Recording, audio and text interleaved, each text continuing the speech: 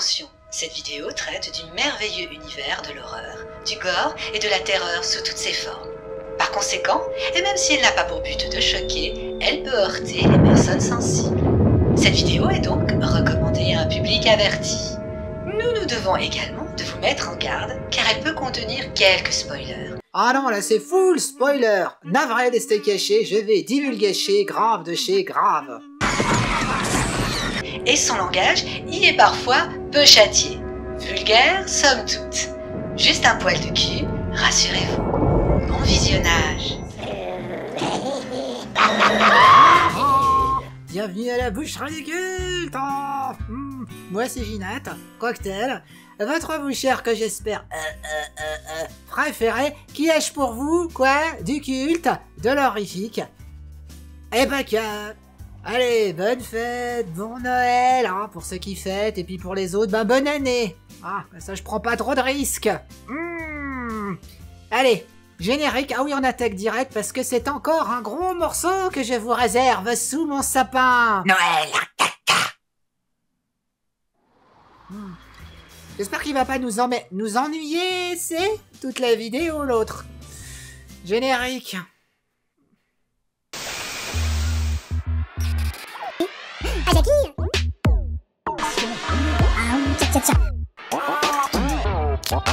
Oui, les gouttes pour vos yeux, non, hein?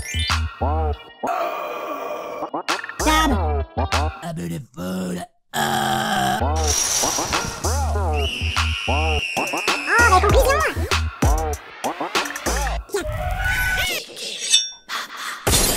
Sur mon étal, aussi vert qu'un sapin et aussi gluant que la lampe du Père Noël, je vous propose Gremlins. Je le répète, ça va spoiler, divulgacher à mort dans cette vidéo. Ça, c'est dit. De toute façon, gâcher la fête, c'est ma spécialité. Ginette, caca. Pas du tout énervant.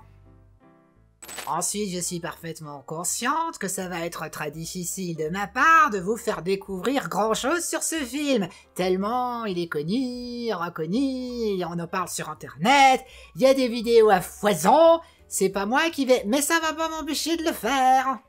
Et je vous assure que je n'ai vu aucune vidéo sur le sujet sur internet, pour pas être influencé. De toute façon, il y en a beaucoup trop, et j'avais quand même déjà beaucoup à faire, et stop! Ginette feignasse.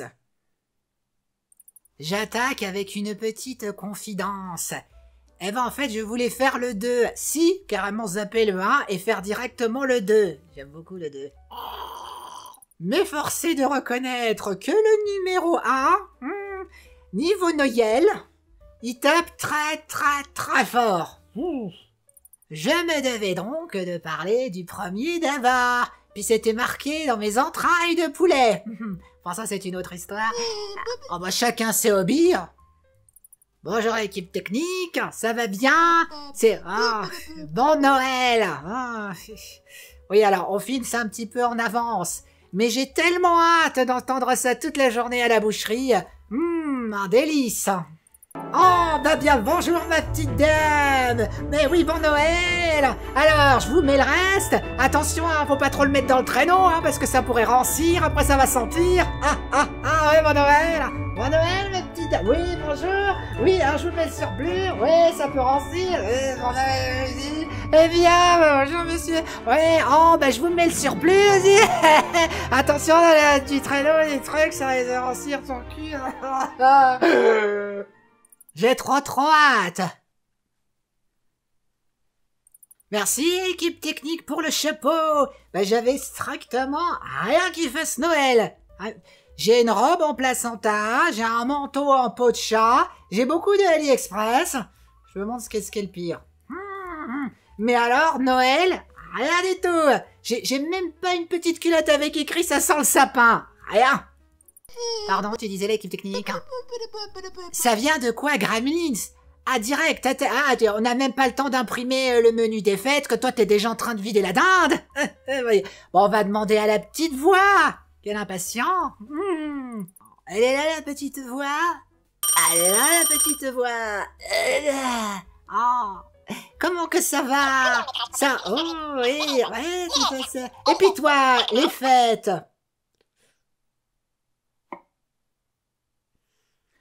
Faudra mettre des sons de criquet, là. Comment ça se fait plus depuis 2015? Bon, changeons de sujet. La présentation, s'il te plaît. Bonjour ou bonsoir. Aujourd'hui on hache Gremlins. C'est une comédie fantastico-horrifique américaine réalisée par Joe Dante. Il est produit par Amblin Entertainment et distribué par Warner Bros. Oh, précis. Mais c'est pas aussi produit par la Warner Bros. Et filmé en partie chez Universal? Oui.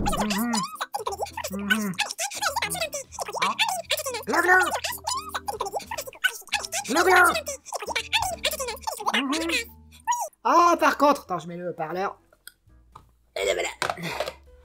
Oh, par contre, tu nous ferais l'histoire de quoi que ça vient, Gremlins? Ça ferait plaisir à l'équipe technique.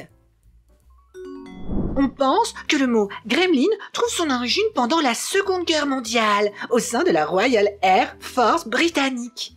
Les pilotes utilisaient ce terme pour décrire des créatures imaginaires et malicieuses qui sabotaient leurs avions, causant des pannes inexplicables et des dysfonctionnements mécaniques. Ces gremlins servaient à expliquer de manière humoristique et légère les problèmes techniques qu'ils rencontraient en vol. Dans un dessin animé avec Bugs Bunny en 1943, Lapin et Lutin, Falling Hair, l'on peut voir un gremlin. Une marionnette ressemblant beaucoup à ce personnage apparut dans Gremlins et un extrait de ce dessin animé est présent dans Gremlins 2 en 90. Alors, équipe technique, elle est contente? Oh ben oui, elle est contente. Oh, il en faut peu. Oh, bah c'est bien. On n'a même pas eu besoin de causer des Gremlins, là, de Roald Dahl, le bouquin. Ah merde, je viens de le faire. Bon, oui, il a fait Mathilda et Charlie à la chocolaterie. Il a aussi un livre, il s'appelle Les Gremlins. Rien à voir avec le film. Et oui, il était très antisémite. Ça, c'est dire. Oh, mais non, je fais pas ma mea culpate. Je parle volontiers de tout ça. Enfin, si c'est le réalisateur ou un acteur important du film, mais là c'est loin. Enfin, volontiers. J'ai pas Jeepers Creepers. Non, tu veux pas savoir. Bon, petite voix, tu pourrais nous présenter le réalisateur, le scénariste et puis le producteur qui s'exécute. Ce serait délicieux. Oh, puis si tu peux nous fourrer un peu du script original à la base. Encore délice. Merci d'avance. Le réalisateur Joe Dante était sans le sou avant de faire ce film. Son dernier film, Hurlement, en 81, avait pourtant très bien fonctionné. Mais hélas, la société de production du film avait fait faillite avant de l'avoir payé. Joe Dante, il avoue que quand il a reçu le script de Steven Spielberg, il a cru que l'autre il s'était trompé d'adresse. Tim Burton a été d'abord pressenti pour réaliser le film, mais il n'avait pas réalisé de long métrage à l'époque. Pee-wee Big Adventure machin. C'est sorti 1 an après Gremlins. C'est son premier long métrage. Chris Columbus a écrit le script pour ce film et a réalisé Maman, j'ai raté l'avion en 90 et Maman, j'ai encore raté l'avion en 92. En voilà qui a compris qu'il fallait pas trop attendre avant de faire une suite. Marrant, les deux raté l'avion et les deux Gremlins, donc les 4, ont une séquence de La vie est belle de 46. Si, à l'intérieur. J'aime pas trop ce film. Dans Gremlins, il y a un documentaire qui est diffusé en cours de biologie. Et puis c'est réalisé aussi par Frank Capra. Et puis ça s'appelle Emo the Magnificent. Micro-anecdote. À l'origine, Stripe, le chef des méchants Gremlins, et Gizmo étaient le même personnage. Au cours de l'élaboration du film, Steven Spielberg, le producteur exécutif du film, s'est vite rendu compte de l'immense potentiel commercial de Gizmo. Steven Spielberg? Oh, mais c'est étonnant venant de sa part, les bras m'en tombent. Oh, oh, mais comme j'aimerais être comme lui, pouvoir manger l'argent. Oh, oh, il est pas pauvre. Bon, dans le premier script, c'était beaucoup moins familial. Ah bah le chien se faisait zigouiller, le gamin se faisait bouffer, et la mère se faisait décapiter, avec la tête qui roule dans l'escalier. Sympa. On peut encore voir des traces de ce script, car le personnage principal devait être bien plus jeune. Corey Feldman avait été engagé en premier, et dans l'idée d'avoir le même âge que le héros. Bon, moi, ça me paraît pas si étrange, quand on est mineur, de traîner avec des majeurs. Non, d'être à l'arrière de leur moto, que de souvenirs, avec leur blouson de cuir. Oh, et puis on boit, et puis on fume des... On n'a pas causé des acteurs, et puis les synopsis. Oh oui, vas-y Diego, passe la deuxième. Oh, elle est belle, Tarlet. Oh, ça va, ça vient, c'est fait, oh, il est trop bien. Ça fait des choses bleues et roses. Et oui, petite, je croyais que c'était un film réalisé par Steven Spielberg. Mais non, il est producteur exécutif. Kezako, un producteur exécutif dans le cinéma, est principalement responsable de superviser les aspects financiers et logistiques d'un film. Il trouve les financements, gère le budget et veille à ce que la production respecte le calendrier, sans être nécessairement impliqué dans les décisions créatives quotidiennes. Merci, c'est pas plus clair. Bah, navré, j'ai un cerf-volant. Synopsis. Un jeune homme, Billy, reçoit en cadeau une étrange créature appelée Mogwai, avec 3 règles simples à respecter. Ne pas l'exposer à la lumière. Non. Ne pas le mouiller.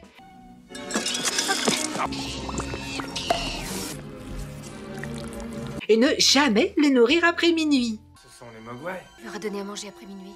Lorsque ces règles sont accidentellement enfreintes, des créatures malicieuses et destructrices, les Gremlins, apparaissent et sèment le chaos dans la petite ville de Kingston Falls. Billy doit alors tout faire pour les arrêter avant qu'ils ne détruisent tout sur leur passage.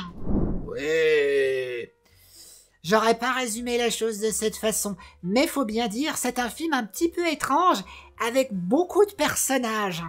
Le père, par exemple, il est présent qu'au début et à la fin du film, et il semble être là que pour la blague. C'est sûrement encore un vestige du tout premier scénario, qui voulait être un plaidoyer pour ne pas adopter des espèces exotiques, étrangères. C'est pas comme ça qu'on dit, vous m'avez comprise. Le casting. Alors, un film par acteur et actrice. Un film potable. Selon qui? Selon moi. Alors on va tenter de faire court. Paroles. Oh, Ginette, c'est toi qui mens là-bas dans le noir? Phoebe Cates, Gremlins 2, la nouvelle génération, en 90. Oh, toute une génération de garçons et de filles sont tombés amoureux d'elle. Hélas, j'ai vu Drop Dead Fred en 91. Attention, ce film peut traumatiser. Vraiment. Zach Galligan, Wax Work, en 88. S'il a eu le rôle, c'est que pendant l'audition, il auditionnait avec Phoebe Cates, il a mis sa tête sur son épaule à elle, et c'était pas prévu dans le script. Et Steven Spielberg, en voyant les cassettes, les tapes, il s'est tout de suite dit « Oh, regardez, il est en train de tomber amoureux d'elle, faut les engager les deux !» Hoyt Axton, c'est comme ça qu'on dit? Alors lui, à la base, c'est un chanteur, et pas un petit. Mais alors, on va dans les films, Rétribution, en 87. Mais si je pouvais ajouter King Cobra, son dernier film, en 99, oh là là là là là là. Polly Holiday, Les Hommes du Président, en 76. Frances Lee McCain. C'est juste. Alors elle fait beaucoup de petits rôles dans beaucoup de films cultes. Mais on va dire Retour vers le futur, en 85. Howie Mandel, que ceux qui apprécient American's Got Talent connaissent bien, est la voix de Gizmo en anglais et en français. Ça me fait penser que j'attends toujours le glouglou, glouglou. Et il l'a fait dans plusieurs langues, 5 je crois. Par contre, c'est pas lui qui chante. Celle qui chante, c'est Hélène Keyes. Il chante. Ça lui arrive parfois. Alors en fait, au départ, le compositeur, il a fait chanter ça à une chanteuse d'opéra qui a pas marché. Alors il a pris une connaissance, une jeune connaissance, une personne de son entourage, qui, je crois qu'il chantait dans une chorale, je sais plus.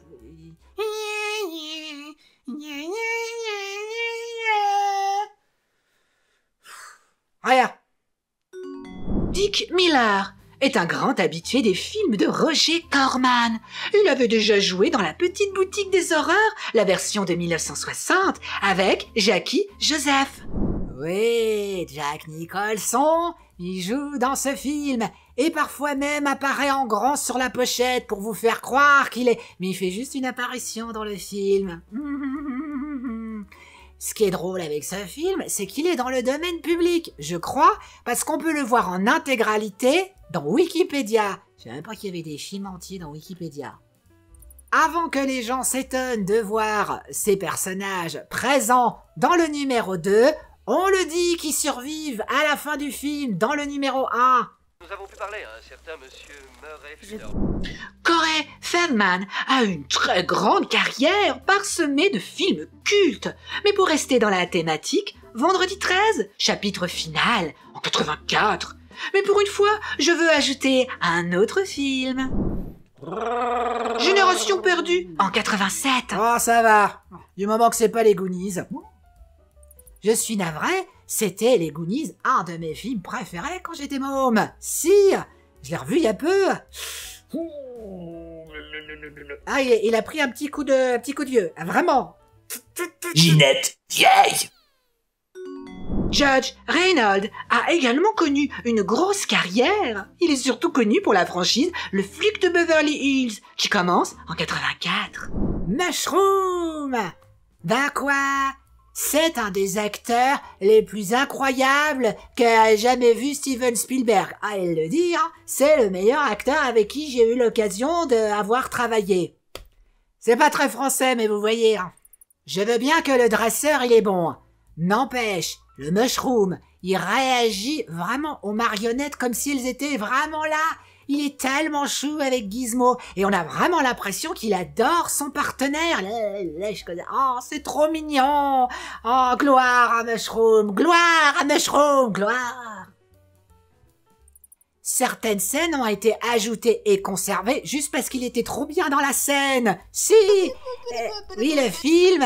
Alors, Pumpkinhead, le démon d'Halloween, 88. C'est trop chaud quand Gizmo il dit au revoir au chien. Oh. Je le fais bien. Ah, c'est quand vous voulez, Ginette doubleuse. En plus, il paraît que ça paye bien. Hein. Les effets spéciaux. Vraiment très ennuyeux à faire à cause de la petitesse de Gizmo. Et malgré les avertissements des concepteurs, le réalisateur n'a pas voulu changer la taille de Gizmo. Et ça a posé très vite de gros problèmes. Cela prenait des heures de préparation et il fallait multiplier les petits trucs et astuces. Parce qu'il est censé faire exactement cette taille. Si, il est à échelle. Alors je veux bien, je suis une belle et grande plante. Mais quand même, c'est petit. Là, on la voit bien, l'inspiration de l'épagnol japonais. Un air de famille.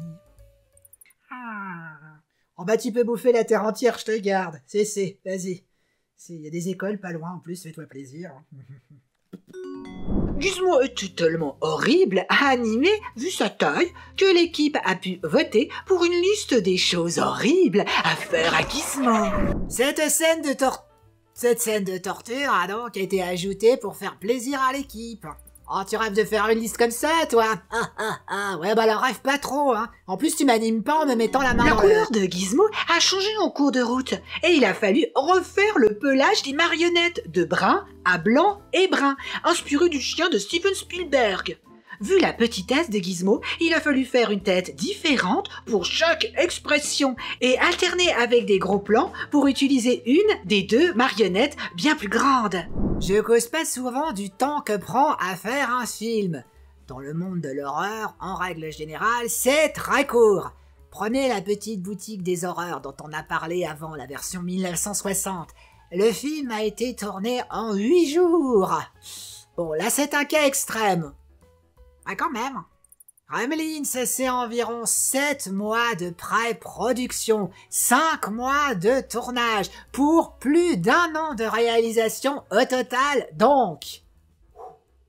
Alors oui, parfois ça s'arrêtait une semaine ou deux, et hop, ça repart. N'empêche, déjà pour les acteurs et actrices, ça devait être vers la fin, mais imaginez les marionnettistes, c'était là tous les longs. Moi, mes vidéos, c'est juste 2 semaines de ma vie, de notre vie. Je trouve quand même que c'est déjà beaucoup. Mais d'un autre côté, je ne suis pas payé. J'ai Patreon. Il y a aussi Thanks, la merci en bas des vidéos. Ginette, Pochet. Ah, ça c'est pas faux.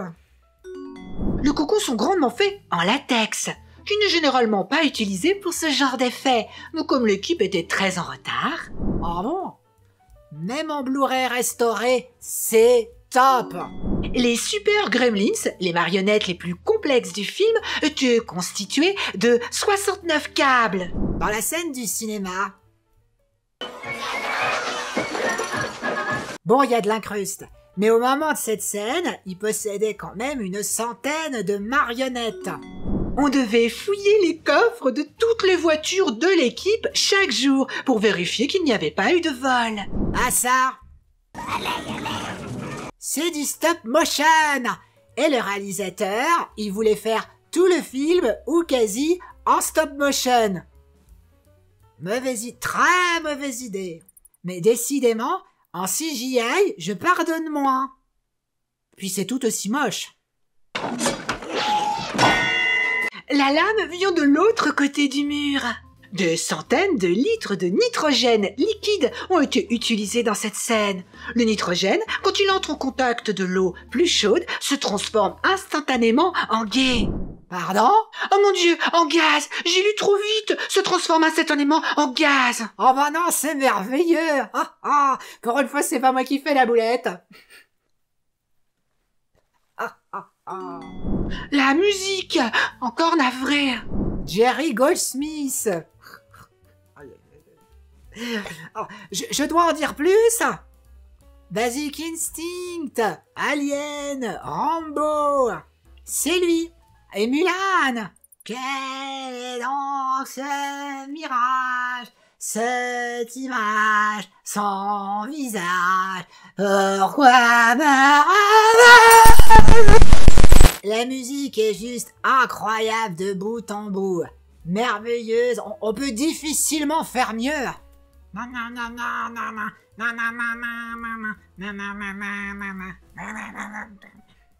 Il a même composé la petite musique du générique qu'on voit au tout début du film, pas le logo de la Warner Bros.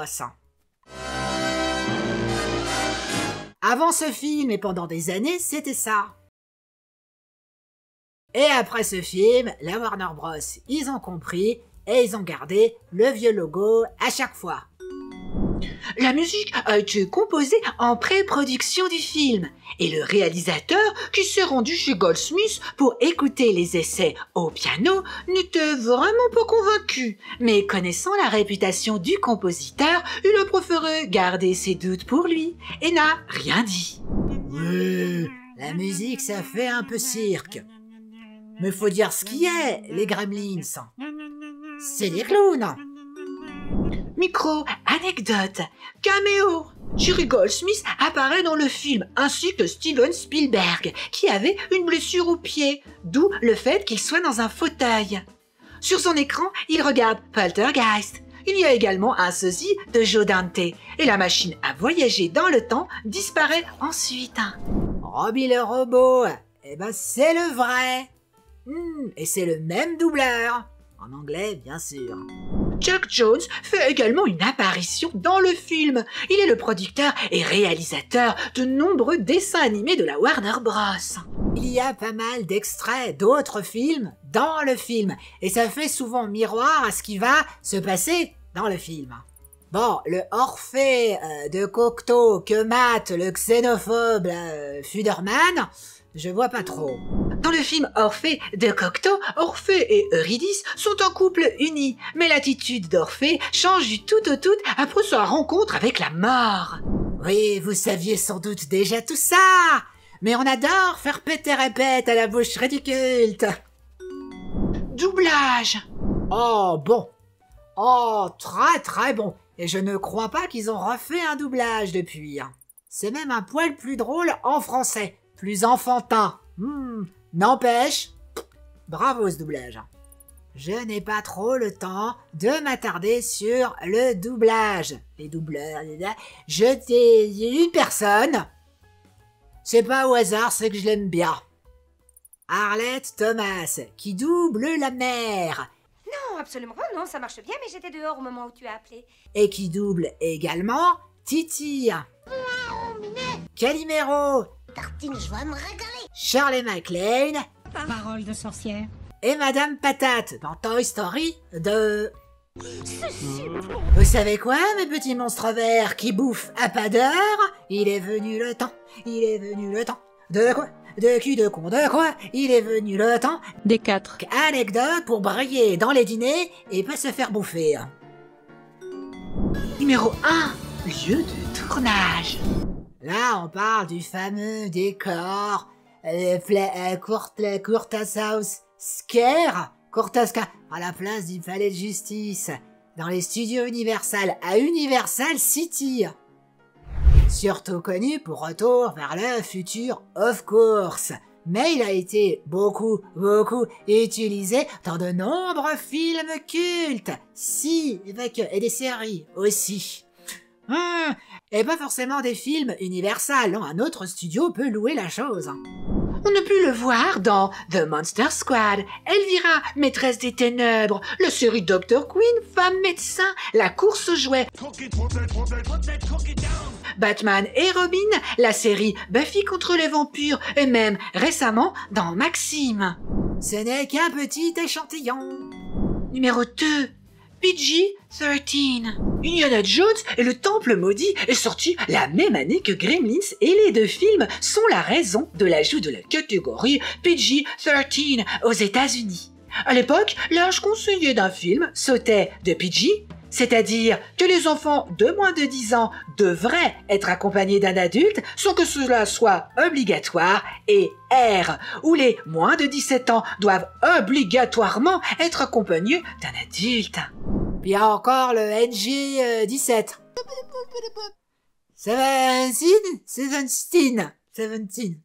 Alors ça, c'est interdit aux moins de 18 ans.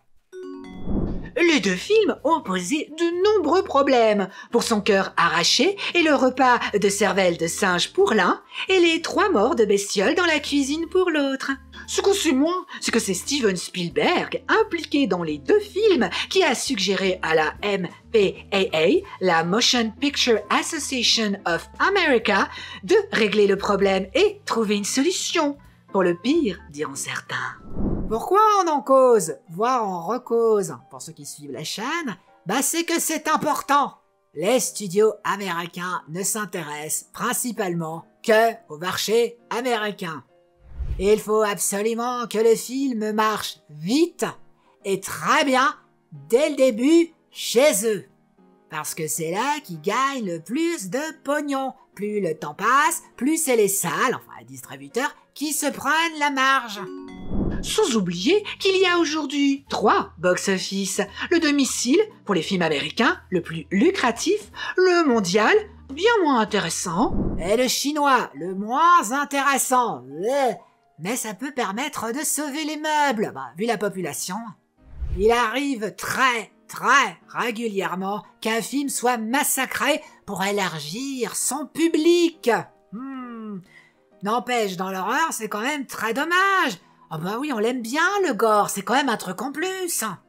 Dans ce film, ça va, parce qu'ils sont rentrés en tournage en ayant cette optique d'avoir un public large. Mais d'autres films se font quick au moment de le distribuer, le film. Numéro 3. Les règles. Le réalisateur Joe Dante trouvait les règles ridicules et se disait que ça allait tuer le film. Tout le monde a son opinion sur le sujet. Je rappelle qu'il ne faut jamais les mouiller ni leur donner à boire, qu'il faut pas les exposer à la lumière du soleil ou à des lumières trop fortes, ni leur donner à bouffer après minuit. Ils se moqueront de cette règle dans la suite du film, en 90.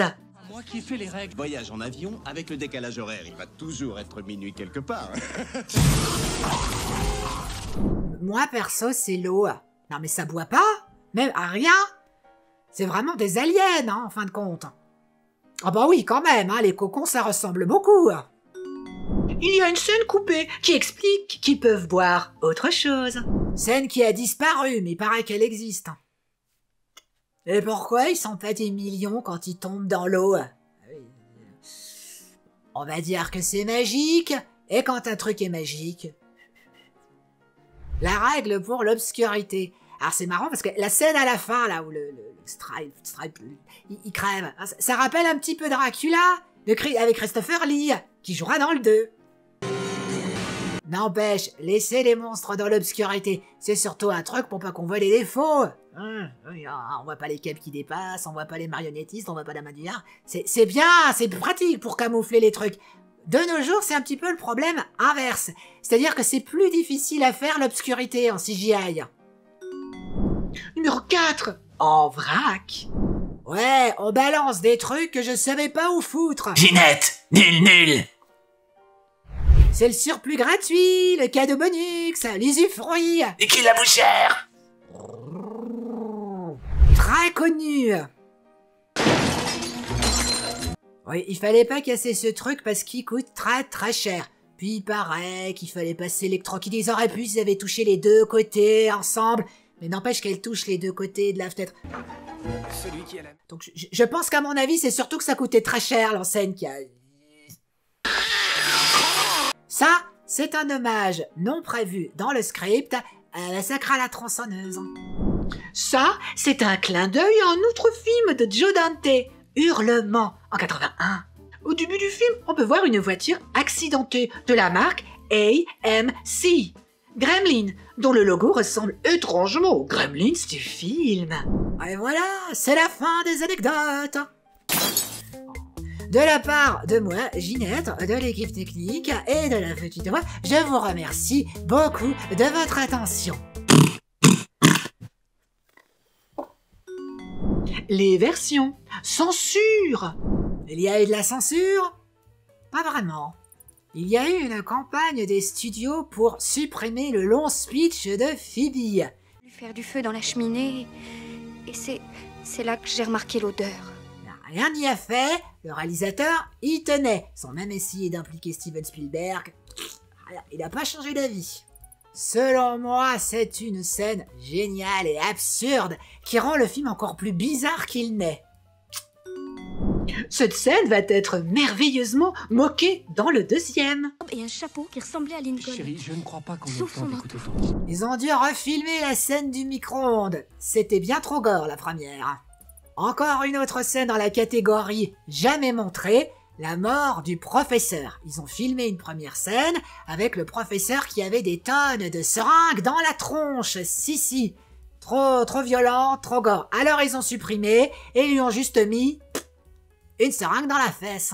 Il y a quelques scènes coupées sur le Blu-ray et c'est très appréciable parce que c'est rare, on a le commentaire de l'équipe et surtout du réalisateur. On aime bien. Dans ces scènes, il y a tout le début à Chinatown qui était beaucoup plus long. Ils ont bien fait de couper. Il y a un personnage qui a été très réduit dans ce film. Mais de nouveau, je trouve ça très bien. On n'avait pas besoin d'un triangle amoureux. Il y avait tout un plan secret de manigance entre la banque et la mégère. D'ailleurs, on entend parler de ce plan à la radio à la fin du film. La mort très étrange de Madame Ruby Deagle semble mettre fin au projet de ligne de produits chimiques. Est-ce que ça a bien vieilli? Non! Vêtements, couleurs, style, jeux vidéo, habitudes, famille, style de vie, tout marque vraiment son époque. D'ailleurs, le choix d'un inventeur dont toutes les inventions foirent, c'est aussi une petite réflexion sur le fait que l'innovation, ça va pas forcément dans le bon sens et que ça sert à rien d'inventer pour inventer. Et puis de toute façon, on est vite blasé partout. Le film prône le style de vie simple des petites villes américaines qu'ont connu les créateurs dans leurs enfances. Mais c'est charmant et désuet, dans le bon sens du terme. Ils arrivent quand même à jouer de ces codes. La mère, c'est la plus sauvage du film. Elle arrive quand même, à elle seule, à exterminer presque tous les gremlins. Willy, notre héros, il a pas de problème à rester en retrait et même à jouer à armes égales avec sa petite amie. Et la petite amie qui est tout sauf une idiote peureuse. Le père est absent de tout le film et en plus il est même pas vraiment blâmé pour ça. Scène problématique. Rien. Même en grattant, alors oui ça fume beaucoup, n'empêche que c'est jamais mis en avant comme étant une bonne chose, au contraire. Rien à dire. Succès ou flop? Le budget est d'environ 11 millions et le box-office est de plus de 213 millions. C'est 19 fois la mise, si on peut dire. Oui, c'est énorme. Micro-anecdote. Gremlins est sorti en même temps que Ghostbusters aux États-Unis. Ce dernier a été plus populaire dans l'ensemble des États-Unis, sauf à New York, car les New-Yorkais étaient très agacés par le tournage de Ghostbusters qui a duré des mois. Va inspirer. Gizmo est l'inspiration principale du Furby. C'est quoi le Furby? Si, il y a des gens qui ne savent pas. Eh ben, c'est un animal en peluche mécanique qui s'est vendu à plusieurs millions d'exemplaires à la fin des années 90. On peut difficilement dire tout ce que va inspirer Gremlins. Par contre, on peut parler de Gremlins Mania. Il y a beaucoup de films qui vont suivre, qui ressemblent étrangement. Même des franchises. Critters, par exemple. Et pour ceux qui suivent mes émissions, non, pas Ghoulies. La suite. Joe Dante va également réaliser Gremlins 2. Et c'est son préféré. Et je suis d'accord avec lui. Je vais être franche, s'il y avait eu la moindre référence à Noël dans le 2, j'aurais traité le 2 aujourd'hui. Oui, le film n'a pas eu de succès. Mais ça ne s'explique pas, à mon avis, selon la qualité. Pas du tout. C'est qu'il est sorti bien trop tard. 6 ans après Gremlins. C'est pas possible. C'est beaucoup trop tard. Fallait le sortir 2 ans après, et là je suis sûr que ça aurait au moins bien marché. N'empêche, la suite est un de mes films préférés. Je l'ai vu 40 fois, peut-être plus. Et j'aimerais encore le voir 40 fois, j'en suis sûr. C'est un peu une parodie du premier, avec un humour très dessin animé. Et c'est aussi une parodie des suites. C'est vraiment un régal de voir un film grand budget, tellement pas se prendre au sérieux. Moi je trouve ça jouissif. Il y a eu aussi la série animée, Gremlins, The Secret of the Mogwai. Bon, j'ai très peu d'intérêt pour les préquels. Je crois que j'ai jamais vu un truc du genre préquel que j'ai bien aimé. Bon. Je n'ai pas du tout aimé. J'ai dû tenir 3 épisodes.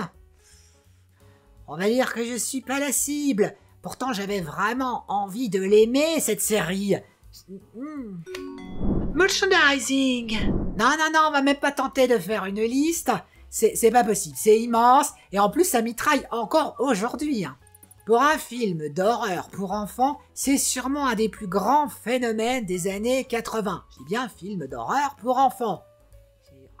Ghostbusters. Ah bah oui, ça compte, c'est des fantômes. À qui conseiller le film? Est-ce que ça fait peur? Franchement, non. Rien. Je n'ai pas ressenti la moindre début de tension lors du visionnage. chaque moment intense ou un peu frisson, eh ben c'est déminer l'instant d'après avec un truc drôle ou une blague ou un truc poète-poète. Ah bah c'est normal, c'est pour les gosses. 7 ans et plus, c'est marqué 16 ans là. Note de Ginette la bouchère. Alors, hachoir de dinette pour le deuxième Gremlins zigouillé. Hachoir kitsch, la bébête bourrée exhibitionniste et nanar. Hachoir basique, moyen, pour la horde sauvage qui débarque en ville. Lourd, mais efficace. Ou alors, le suprême, les produits dérivés Gremlins vendus partout près de chez vous. La hache. Alors, le hachoir basique, moyen. Et je vous avoue que j'ai hésité avec le hachoir de dinette. Si. Car oui, la première heure, sans les Gremlins, je me suis ennuyé ferme. Alors c'est peut-être que moi. Le film est culte, à plein de scènes cultes. Puis après 1 heure, j'ai enfin eu le film que j'attendais et que j'aimais. N'empêche, ce film est très très long. 1h46, c'est trop long pour ça. Mais tout est merveilleux dans ce film. J'adore la relation entre Billy et Gizmo. J'adore la mère. Il y a vraiment plein de moments cultes. Et les effets sont bien dégueux comme j'aime. Mais je me suis ennuyé. Et ça, je pardonne pas. On a l'impression d'avoir 2 films en un. Alors, Gizmo est adorable dans la première partie. Je dis pas. N'empêche, les deux côtés, ça fait un peu déséquilibré. J'ai beaucoup apprécié l'hommage qui est fait au cinéma. Un petit peu comme Dracula de Bram Stoker en 92. Enfin, au moins artistique et moins recherché. Conseil shopping de Ginette. Alors j'ai ce coffret, des 2 films. Très très bien, 10 €. Bon, pour le 2, j'ai un petit bémol, un gros bémol. Par contre, le 1, top. Je précise que les extraits que je vous ai montrés ne sont pas issus de la version restaurée. L'image là, elle est belle, et le supplément, basique, mais sympa. Je vous conseille vraiment d'écouter les 2 commentaires audio du Blu-ray. Oh, ils sont très très bons. Surtout celui avec le réalisateur et les acteurs. Et j'aime bien parce qu'ils s'étonnent qu'on les écoute plutôt que de regarder le film. Oh, mais les gens, ils doivent se faire chier. J'aime beaucoup cette drôle-là. Ils n'arrêtent pas de charrier à des acteurs qui est un petit peu âgés et un petit peu à l'ouest. J'aime beaucoup. C'est vraiment chou, c'est adorable. Très drôle. Voilà, c'est tout. Merci de vous être arrêté à la boucherie du culte. J'espère que moi, Ginette, je vous ai conseillé au mieux dans la bidoche et la barbaque, en cocon. C'est la tradition. Merci la petite voix. Et merci l'équipe technique. Elle en a pensé quoi, l'équipe technique? Ah oui, oh, elle a bien aimé. Elle a, ah, oui, ah bah, surtout quand les Gremlins s'y foutent la chienlit. Et la petite voix, elle en a, pensez quoi, la petite voix? Gremlins est un savoureux mélange de comédie et d'horreur, qui joue avec les codes du film familial tout en y injectant une bonne dose de malice et de frisson. Le film brille par son originalité et son ton décalé. Les petites créatures, tantôt adorables, tantôt terrifiantes, créent une atmosphère unique où l'humour noir se marie parfaitement avec des scènes de chaos. Les effets spéciaux, notamment les marionnettes des Gremlins, sont impressionnants et renforcent le charme du film. C'est un classique intemporel, aussi rigolo que subversif. Oh, oh, oh, elle a aimé. Oh, ça oui. Abonnez-vous s'il vous plaît et n'hésitez pas à dire si vous avez vu et apprécié ce film, sa suite ou la série. Pour soutenir la chaîne qui en a toujours grandement besoin, vous pouvez faire un don directement dans YouTube via le bouton merci sous la vidéo ou alors sur Patreon. Vous pouvez offrir un café, un DVD et même devenir le patron ou la patronne le temps d'une émission. À bientôt, j'espère. Elle a tout dit. Alors rendez-vous le 10 janvier. Si, du coup, bonne année au passage. Ben oui, hein, chez moi c'est plutôt vendredi, c'est permis. Alors rien n'est sûr pour le moment, mais je crois qu'on va faire très plaisir à l'équipe technique avec la prochaine vidéo. Moi, mais beaucoup l'équipe. Allez, j'espère à une prochaine. Bye.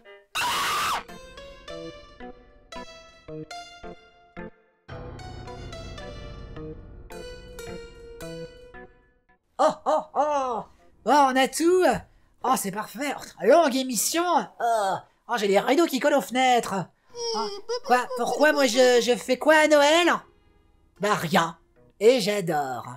Point de bûche, ni de crèche pour la cruche.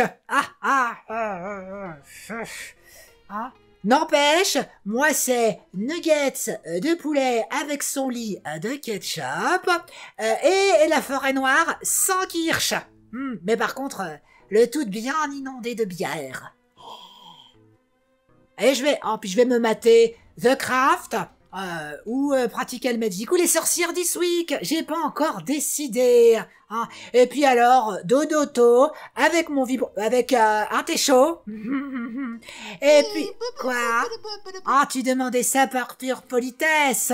C'est ça, tu t'attendais pas à ce que je te fasse une longue. C'est ça, voilà. Bande de gueule! Ginette, caca. C'est bon.